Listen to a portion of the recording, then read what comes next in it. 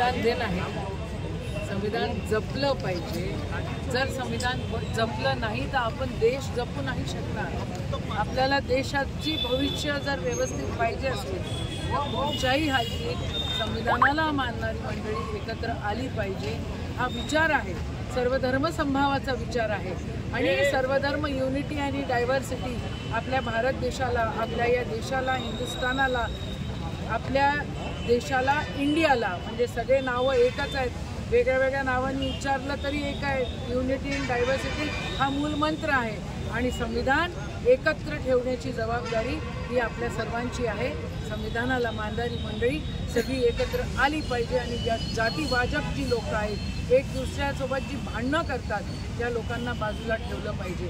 काल परवा मी काही नौटंकी लोकांचं भाषण ऐकलं आणि काँग्रेस म्हणजे मुसलमान, मुसलमान म्हणजे काँग्रेस.